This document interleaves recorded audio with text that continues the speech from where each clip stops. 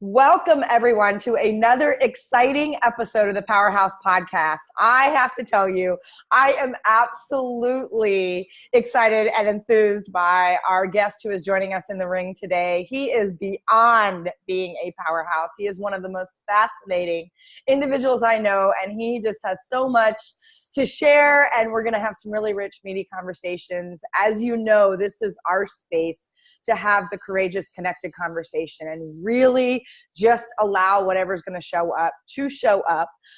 This is about us redefining what it means to be a leader in today's environment. And as you know, leadership is all about how you choose to show up, how you choose to serve others, and how you choose to take personal responsibility inside that space. So without further ado, let me say hello and welcome to my amazing and powerful guest, Daniel Gutierrez. Hello, and thank you for having me. I'm so excited. Oh, so am I. We are going to play, and this is just such an honor to have Daniel here with us. So let me tell you a little bit about why I find him to be so fascinating and just some of what he brings to the conversation.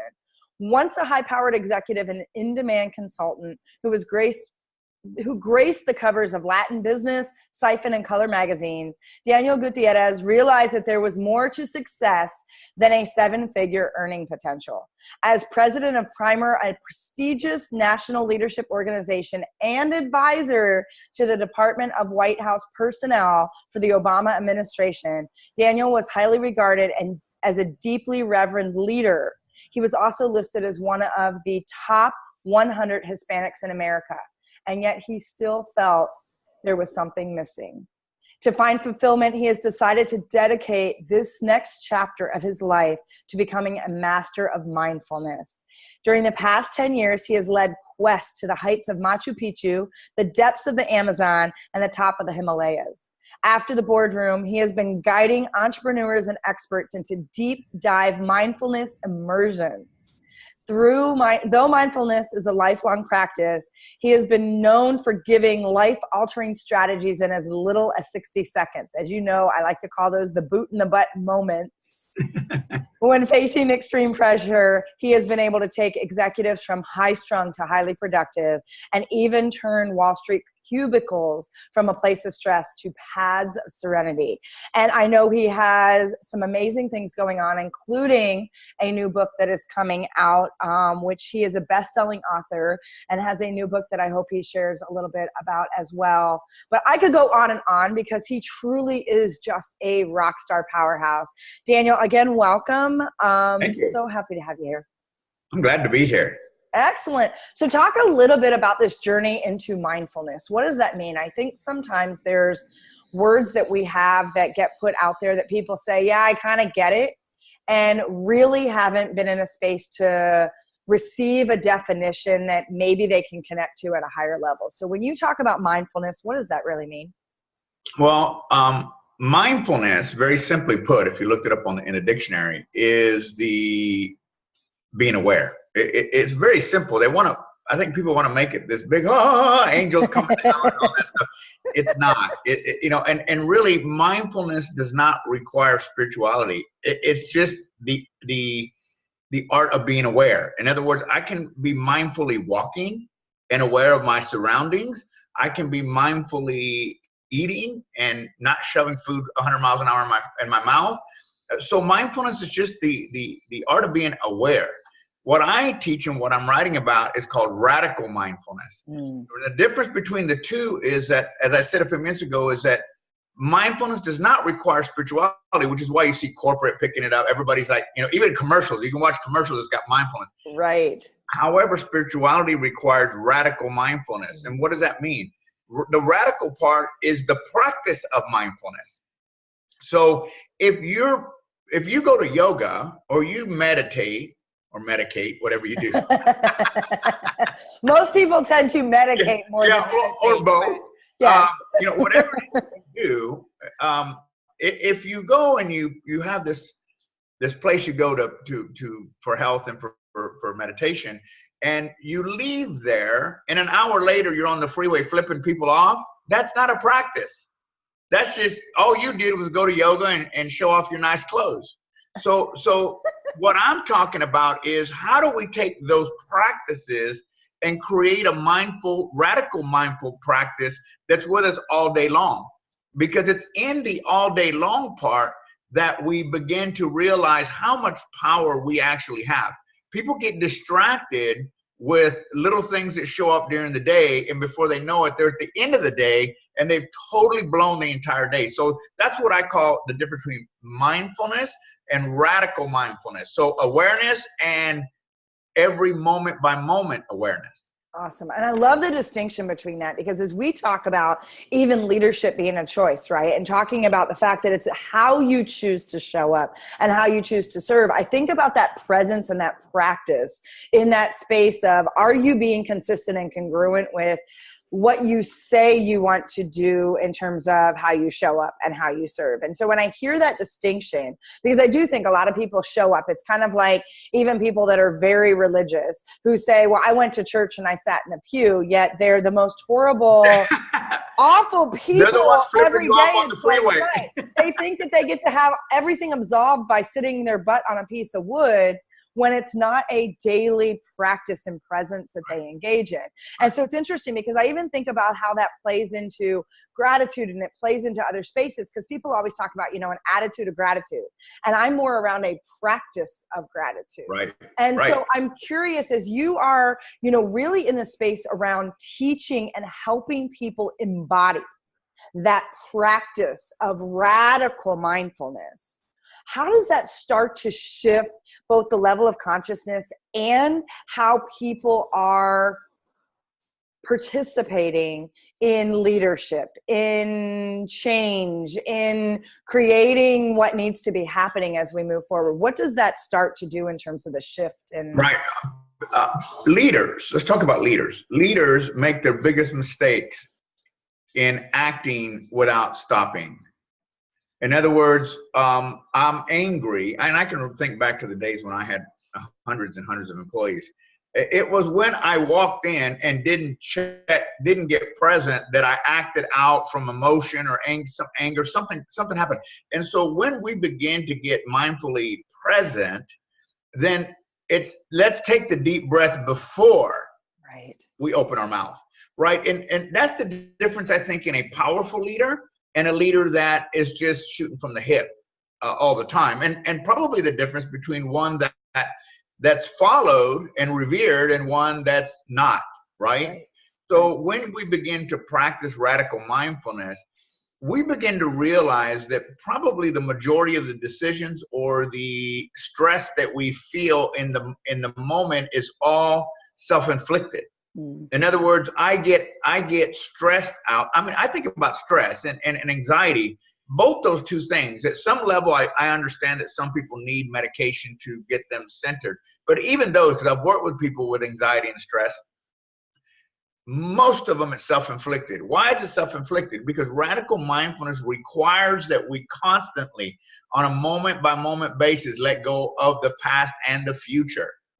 There is nothing else in either side. So as a leader, if you stay present and you take a deep breath before you act, then you're always going to be in the moment and not, you did this yesterday, or I'm afraid you're going to do this. There's a big difference in managing from those two places and managing from the moment where they see you centered, so that you're making decisions that are not emotional. Yeah. And what is so fascinating, first of all, we talk about that a lot of times around the power of the pause, right? And it's that deep breath that you're talking about. And there's two things in there that I want to play with a little bit, or, kind of see where your thoughts are around this. And one is, I feel as if, and I know as somebody who hit that rock bottom and was allowing and choosing the stress and anxiety to really take me under when I was in the corporate sector. I had my rock bottom around 35. And I feel as if there's two types of breathing we do in that space. Because oftentimes people say, I took the breath, but it's that short, shallow breath, right? And then that's the one where you're almost drowning. There's a difference. Right. And you hold it right here, and it's that space that actually keeps you. Because I think some of what you're talking about in that presence, that mindfulness, is that deep inner breath that allows us to truly be present with ourselves first, so that then we can choose to be present with others, because I think there's a big distinction in people going, okay, I took a breath. Okay, I counted to 10. Okay, I did this, and all these, strategies that are out there for what they tell leaders to do, when I think that they don't realize that there's a different level of breath you're talking about. Yes. Well, the difference is that one is breathing with the intent to reply. The other one is breathing with the intent to clear the mind. Nice. There's a big difference in the two. The one that you were talking about is, oh shit, I'm about to drown, right? Like you're in the water, that's not the kind of breathing I'm usually talking. You're like, yeah, you're like, all right, I breathe, and then you act out of emotion. This is, again, what I was saying about earlier about mindfulness and radical mindfulness. The practice is the part that I'm emphasizing here. So if there is a practice, by the way, this is not a one-time deal where you said, okay, I did it, and after, no, if there's a practice, see, this is the beautiful thing about radical mindfulness. If you practice taking that deep breath more often, it's not that we're taking this deep breath that we always need it. Right. It's that the more we practice it, when something hits the fan, our automatic reaction is not fight or flight. It's, let me clear my mind. Right. And let me act from that space, right? So that's the difference in the two, is being able to take that deep breath and clear the mind. That other one is just, you're right, it's just an action that we're doing. Okay, I did it. Well, I counted to 10. Yeah, but how fast? What did I do? 10. Okay, I did it. So the intent there is to lash out always, right. Either against yourself or someone else, rather than the intent being the practice, being taking a deep breath to slow down, and maybe it's leaving the room. Maybe it's leaving the room. Maybe it's giving yourself the space to come back in. And I'm saying this from the standpoint of a leader. Right. Leaders cannot afford to react the days of reacting from the hip are gone. People do not accept that as a good quality of a good leader. Hence, take a look at our leadership in our country. You cannot shoot from the hip and expect people to respond to that in a favorable way. So this is what I'm talking about today is, like you said, take a deep breath, not with the intent to reply, but the intent to clear your mind. That's the difference. Love that. And I feel as if, so here I want to, and I love that space. And I absolutely agree with that. I think there's a place it's really about, and it's that centering for yourself, right? You've got to get yourself centered and clear before you can choose to show up. And I know I just had resistance, and I want to talk about that too. I just had resistance. I just did a training in corporate, and we had this whole conversation around, you can't be offended unless you choose to be. And there was all kinds of pushback and resistance. So I'm curious, as you step forward in this space, and we're putting a little bit of an underlying challenge out to those people who are choosing to stand in a place to lead, which, by the way, has nothing to do with your title. It has to do with you stepping in your gifts and owning how you get to show up with others, right? And so I feel as if there's people that are starting to get some of that resistance when they hear the word practice, or they hear the word engaging in a new habit, or they hear the word, oh, I'm supposed to take a deep breath. And so aside from that breath being what gets in people's way, what do you see as being the biggest resistance, or the story, or the monkey mind, or whatever that's going on in terms of people really embracing and starting this practice of radical mindfulness? I feel as if, especially in the corporate sector and some of our more structured business environments, there's a lot of resistance to that notion. Well, because people equate stopping as a weakness. That, and in corporate, everything's about results, no matter what. However, today's research is showing that 85% of most people in America are stressed out. That, in turn, causes a person to be not productive or engaged in their work, which is costing corporate America about $500 billion a year, right? So I'm just putting some math behind this so people understand that I'm not making this stuff up.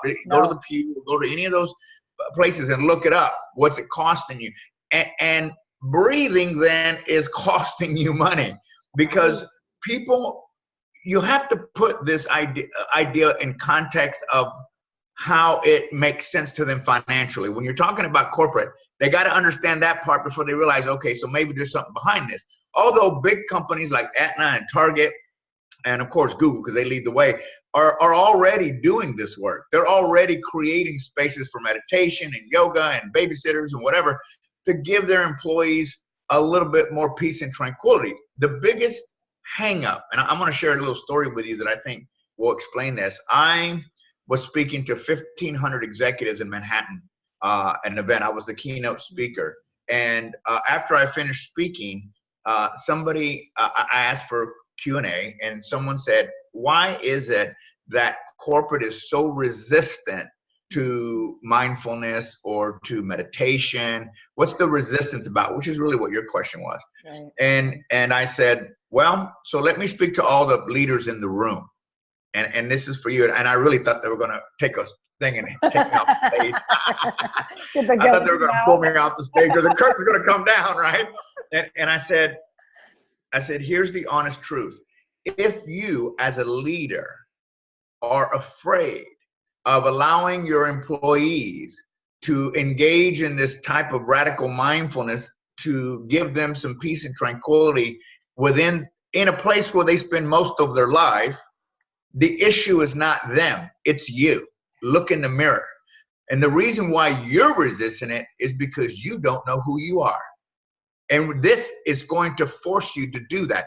Now, at that point, you hear a pin drop, and people are like, what? I said, so let me go a little bit further. Yeah.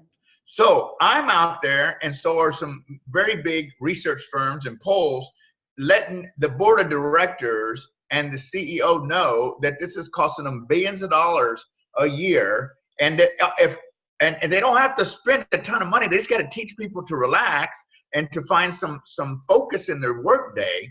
If I tell the board of directors and the CEO and the CFO that you're costing them billions of dollars, you're gone. You're antiquated. They want someone else who's going to bring that kind of workspace or work productivity to the table. So if you're afraid of your own shadow, my suggestion is that you start taking a look at this, because it is the way of the future. It is the way of now.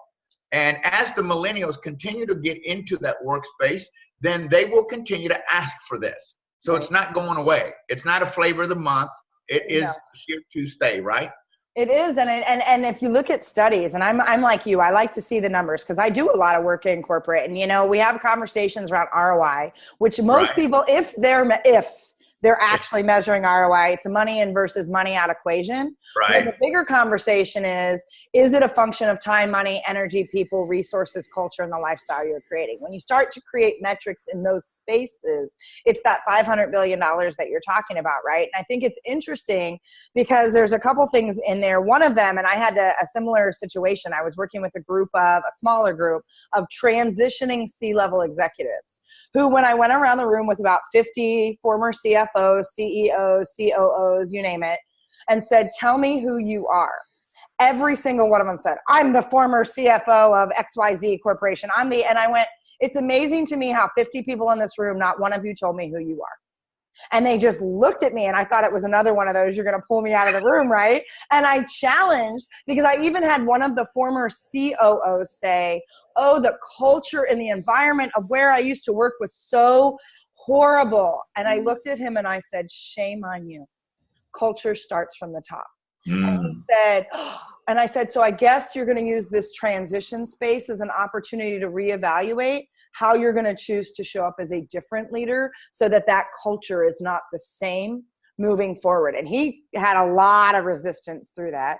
And I hear what you're saying in that as this space around what I found is the higher level a leader grows, the more detached from who they are. It's like the bigger their title, the less they have an identity that's actually connected to who they are and the gifts they have to serve in a capacity that has nothing to do with what it says on their business card.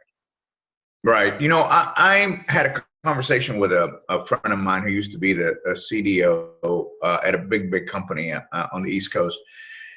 And I warned him many years ago. I said, be careful that the brand you're selling, you can hang on to when you leave or when they let you go. Because inevitably in corporate, it's going to happen. It's just part of the corporate culture, especially if you're in the C-suite, right? They change a lot.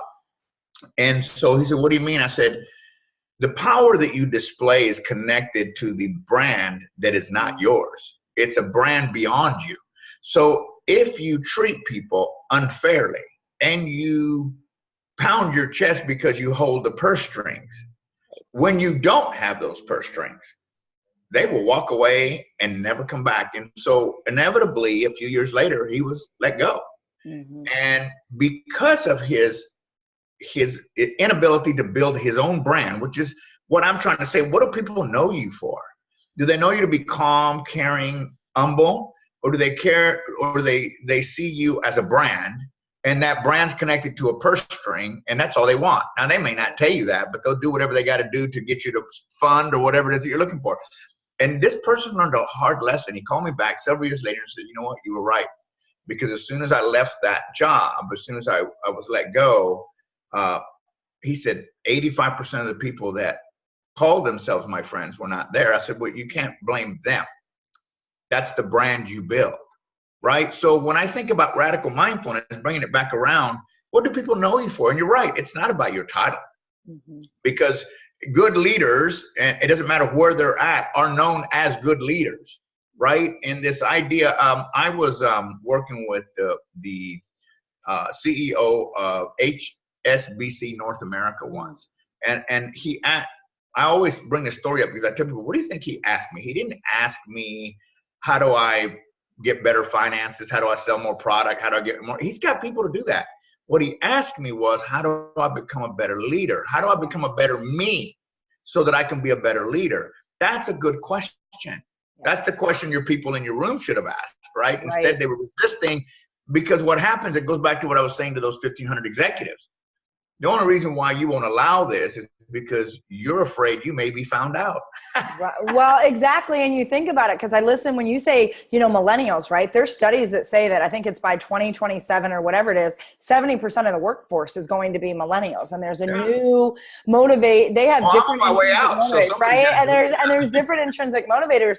And I laugh sometimes when I hear, especially my generation, the Gen Xers go, oh, this next generation and the entitlement, whatever. And my response always is, you do know the definition of entitlement, and you simply making that comment is the very definition of entitlement. Your response is, oh, I had to suck it up. I had to pull myself up on my bootstraps. No pain, no gain. Versus realizing what that's cost you in terms of burnout and stress and anxiety and the $500 million in medical expenses that companies are paying because their employees are out due to mental health issues. Right. So do you really want the next generation to have to live that same existence? Entitlement says, oh, you got to figure it out too, versus being in a place of empowerment that says, because I recognize this, let me change the course of what your reality looks like so that there's more ease and grace. Because why should it cost you what it's cost us when that's not really getting us anything but misery and commiseration and this whole space of, we've gotten into a culture where our metric of success, and I say this sometimes tongue in cheek, but it's true. It's, oh, my life is so busy. Oh, my life sucks. Oh, you have no idea the stress. And then the next person says, oh, please, you think you got 4,000 plates? Let me tell you. It's like, who can outsuck who? And I feel as if, right?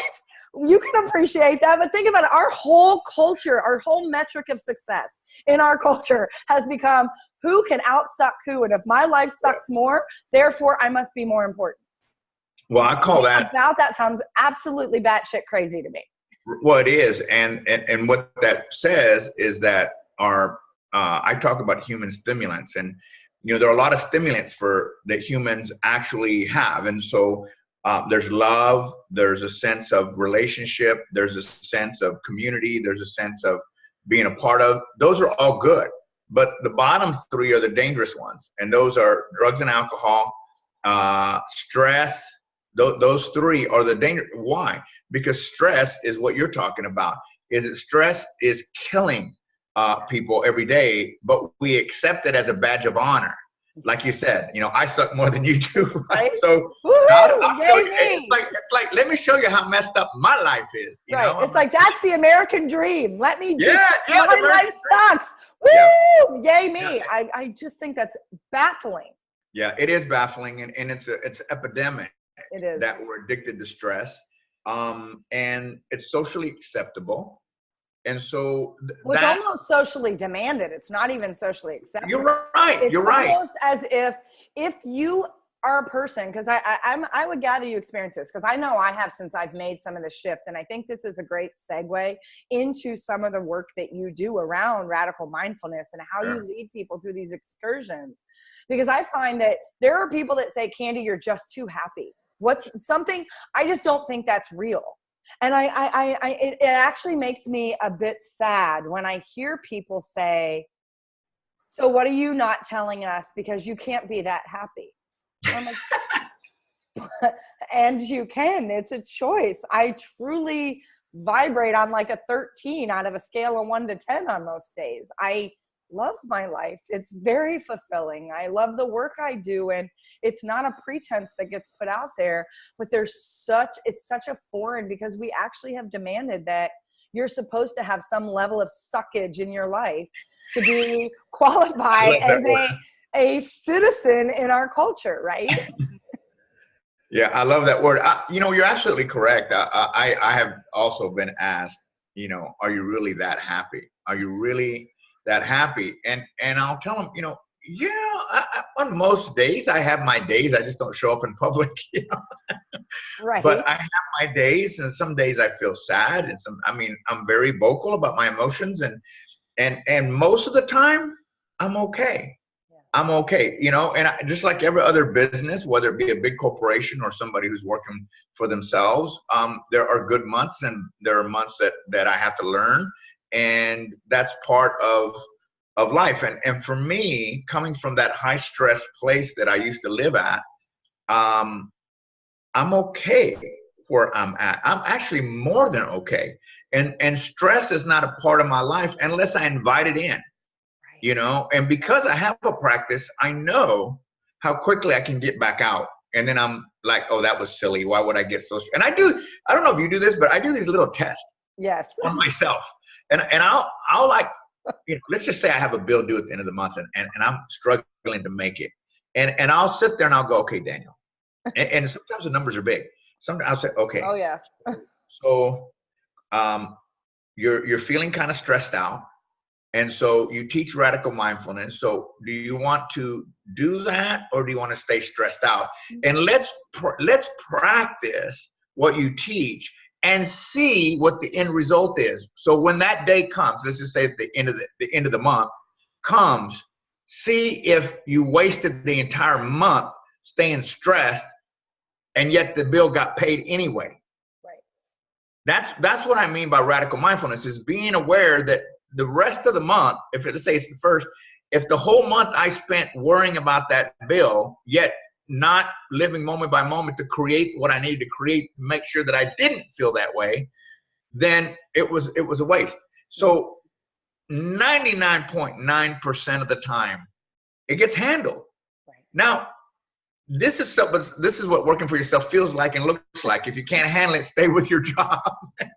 Well, exactly. And there's a reason they say being an entrepreneur is not for the faint of heart, right? I mean, there's definitely, and I will tell you, and I know you get this. I mean, we teach what we need to learn for ourselves. There are so many, and it's those moments of real presence, whether I'm doing a 3-day workshop or I'm coaching somebody. And I even have clients that are like, that was a parking lot moment, wasn't it? And I'm like, because I'll sit there and have one of those, oh shit moments. I just said that, which means I believe that.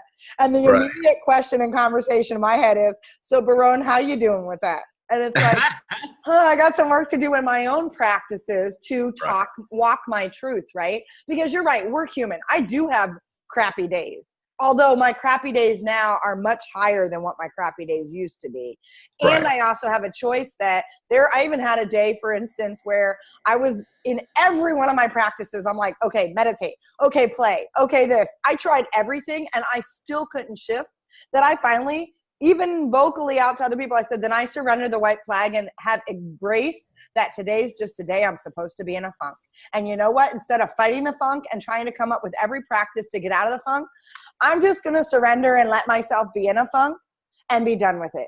And it was so freeing that after a couple hours, I finally was like, oh, I don't feel like I'm in the funk anymore. I just had to honor that the funk wanted to like kick my butt for a day and be there and say, okay, then I'm not going to be present for other people. Cause right now I just need to go kind of curl up on the couch and be a little, and it's okay to have those days. Cause I think that Absolutely. okay.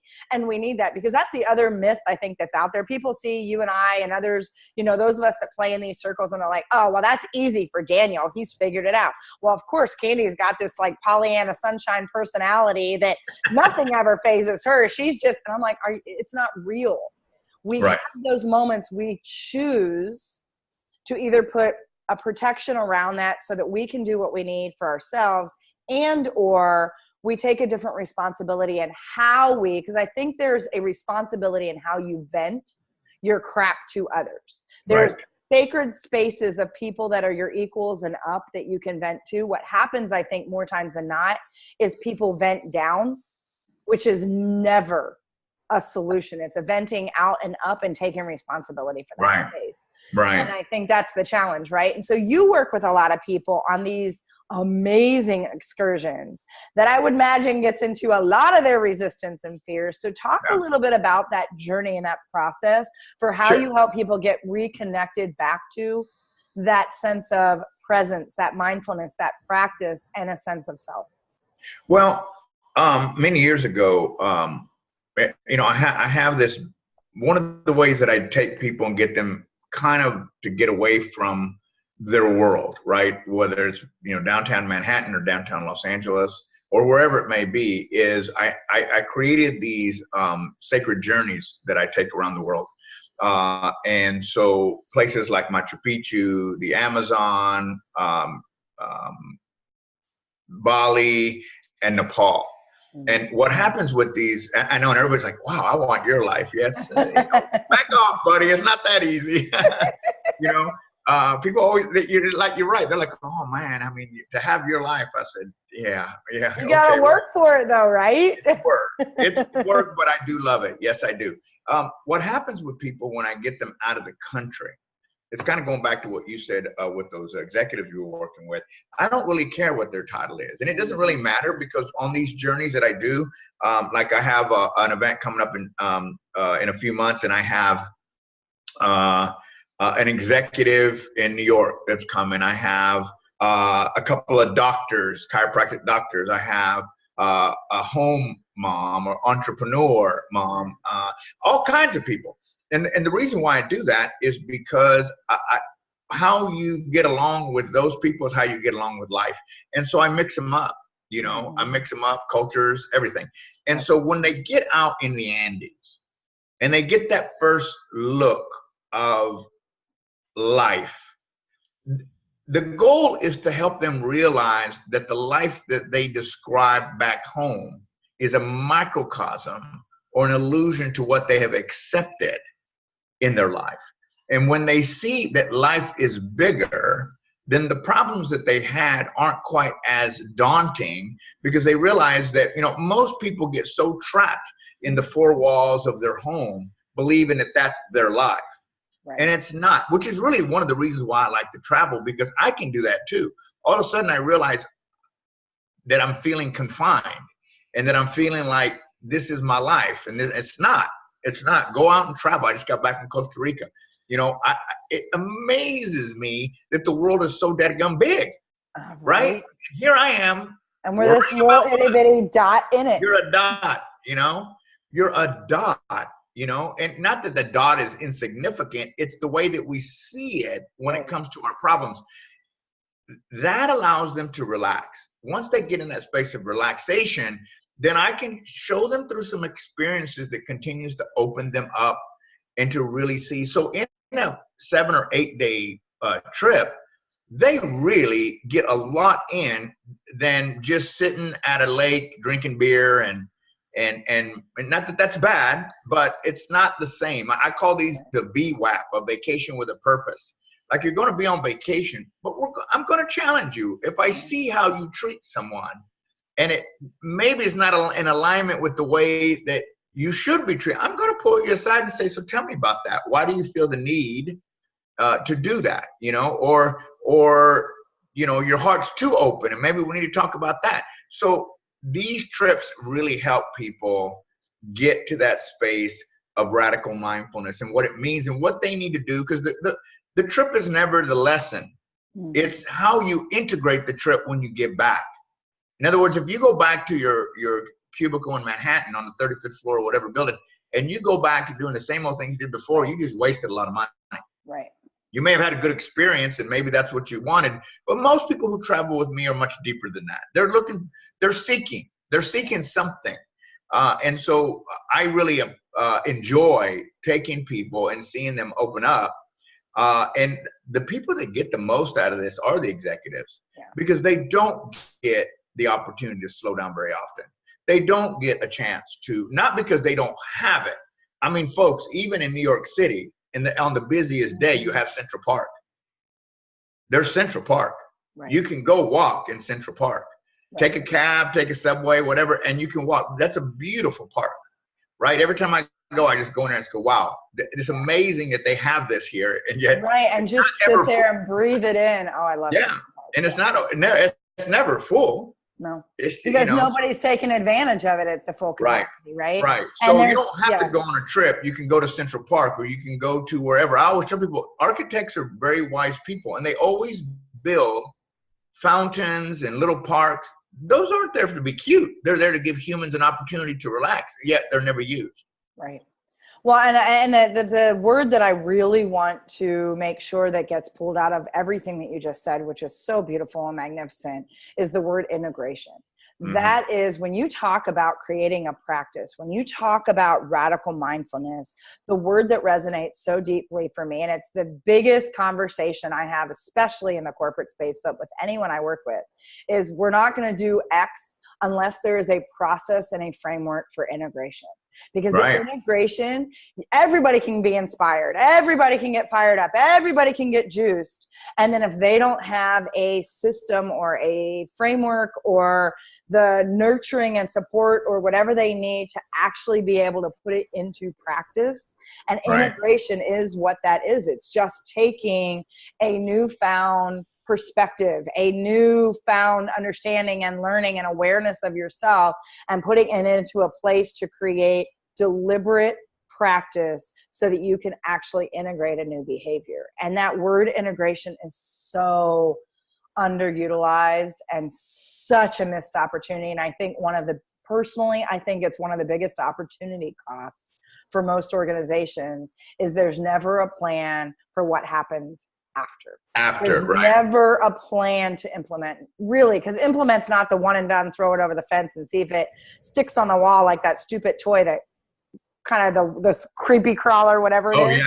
That's what most people, they like, oh, we implement it. I'm like, no, you threw it across the wall to see if it stuck. And there was no test. And so to your point, exactly, it's the experience is one thing, but that's such an empowering shift in perspective.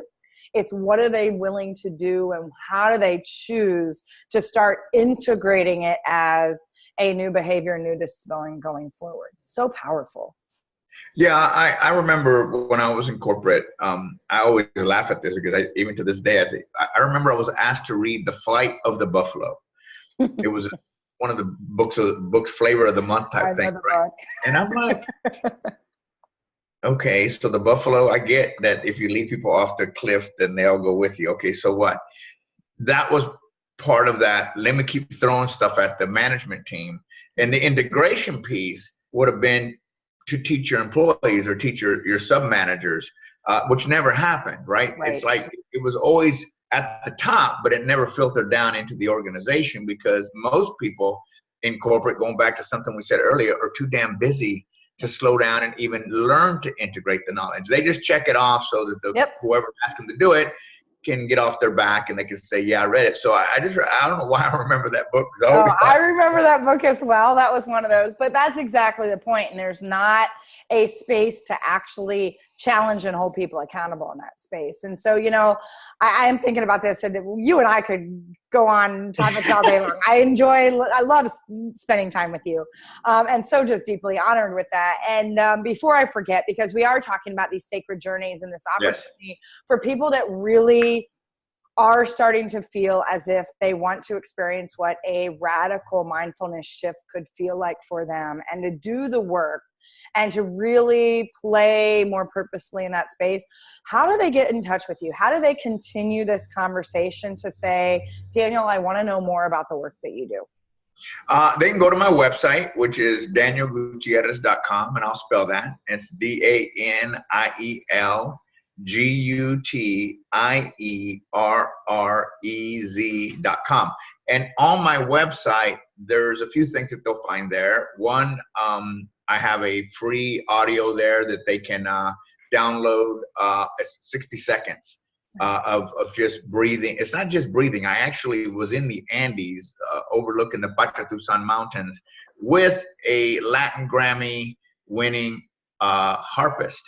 And I was talking to Roberto and we were having coffee, and I said, hey, let's do a quick meditation. He goes, I'd love to, Daniel. So we're in a rotunda on the third floor looking out at the Patratusan Mountains. And he said, but 60 seconds? I'm not even warmed up. And I said, I know, we got to try to figure this out. So anyway, so that audio's there. All my trips are there. All the trips I just talked about are there. I mean, pricing's there. It's only 7 days, folks. So I used to do 2 weeks, and I realized the only ones that were going were the entrepreneurs, because no one in corporate's taking 2 weeks to do anything. They're afraid to lose their job. Right. You know, so I cut them down to 7 to 8 days to make them easy. They can go there, and there's also a way to book my calendar there. If you want to talk to me more, you want some, go deeper, you can do that. But yeah, I encourage you to check it out. Thank you for asking. Oh, absolutely. And we will have all of that in the show notes for you so that you can remember how to get to his website. I highly encourage you to take the opportunity to do that. And I think it's funny that you cut your trips down, because yes, most people won't even take a week off in corporate. And sometimes I'm like, maybe losing your job is exactly what you need to do. And so for some people, it's that whole, look, it's a blessing in disguise. And that's a whole nother conversation. So as we're closing this down though, first, let me just express my most deep and heartfelt gratitude. I absolutely adore you. You know that. Thank you. Truly, truly so honored to have you in my life and in the circles I get to play in, and just, and to have you on this show. It's beyond amazing. As we bring things full circle from this just incredible conversation we had today, any last bits of insight, last kind of last piece that you'd like to leave our audience with as something to maybe marinate on? Yeah, I want to go back to what you said about the resistance to mindfulness or practice. I could see how people get nervous about the word practice, not because somehow it's tied to spirituality. Now, let me tie this to football. I love sports analogies. Yeah, I know you do. In sports, I remember way back when, I'm probably aging myself, when Roger Staubach was quarterback. And Roger had, came up with a Hail Mary. He was the quarterback that seemed like at the last few seconds of every game, he always threw that Hail Mary and somehow got it to his receiver and won the game. That's back when Dallas was good. Sorry, folks, I'm still a Dallas fan. But they interviewed him one time and they asked him, oh my God, you did it again. How did you do it? Blah, blah, blah. And his answer was very telling of practice. He said, I have done this so many times in my mind that my body automatically just reacted and did the job. We're not suggesting, or I'm not suggesting, a practice to give you one more thing to do. I'm giving you the idea of radical mindfulness so that when you're in that last few seconds and you need a Hail Mary, you automatically know what to do. You don't panic. You don't drown. You don't flight or flight. You don't make the wrong decision. You don't drive off the freeway. That you stop, take a deep breath, and then throw the ball. That's all I'm asking you to do. And if you can do that for your life, not only will you be healthier, you'll have better relationships, you'll sleep better at night, and life won't be so daunting, no matter where you're at in the world. That's all I'm asking. 60 seconds. Download that audio. It'll help you. Awesome. And I honestly think I just fell in love with you more that you chose to close this out using a Hail Mary analogy. I mean, that's just speaking to my heart. Regardless that you're a Dallas fan, I mean, as a Chicago girl, I will forgive you. But I have to say, I love, because I do feel like there are so many analogies in our life that can be tied back into sports. And that idea of practice, it is creating those winning moments that Daniel's talking about. I mean, I think about the power of a Hail Mary. It's that winning moment, right? And it's taking a breath to say, I'm going to give this my last bit of focus, my last bit of presence, and I'm going to zone in, laser in, and know that my target's going to be there. And there's something so powerful. Right. And as he's saying that, it truly resonates, because as you know, it all starts with you being able to say yes to yourself. And radical mindfulness is a way for you to powerfully say yes to yourself, to give you those Hail Mary options. And so with that, I hope that you are taking every opportunity to create the practices that work for you so that you can step into a place to truly show up and serve others and know that leadership is a choice. With that, I have just deep gratitude for my friend Daniel Gutierrez I love you. And all of you listening, you know I'm sending you deep heart-to-heart hugs. Love you with my full soul and being. And thank you for continuing to share this journey with us. Go out and make your mark. Live your life with purpose. And we will catch up with you next time.